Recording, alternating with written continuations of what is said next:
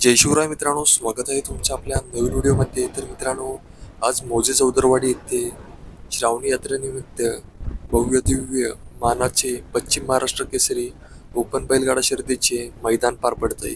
मित्रांनो, आजच्या पश्चिम महाराष्ट्र केसरी मैदानामध्ये आपल्या सर्वांचा लाडका मोहिल शेठ डुमा यांचा एकादशम हिंद केसरी बकासूर व समाजसेवक संतोष शेठ टोळकर यांचा साई गट क्रमांक 1 मध्ये तास क्रमांक 3 मधून पाहिले। मित्रांनो, या गट क्रमांक 1 मध्ये बकासूरने व समाजसेवक संतोष टोळकर यांच्या साईने सुंदररित्या गटाला सुट्टा निकाल घेतला। त्यावेळेस समालोचक बघा नेमकं काय बोलले ते।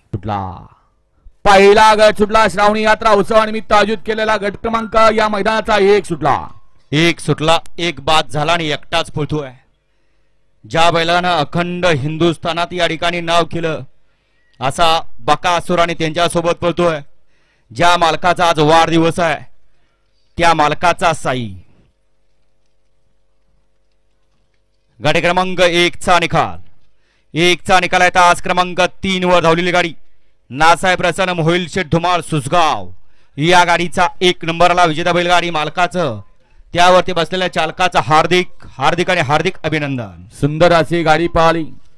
उजवीला पाहिला नाथसाहेब प्रसन्न मोहिल शेठ धुमाळ सुसगाव, संतोष शेठ साळुंके आणि स्वामी साई सचिन शेठ घरात कडा ओवले यांचा अक्रम हिंद केसरी एकादशम हिंद केसरी बकासूर पाहिला। आणि त्याच्याबरोबर आज या बैल मालकाचा वाढदिवस आहे।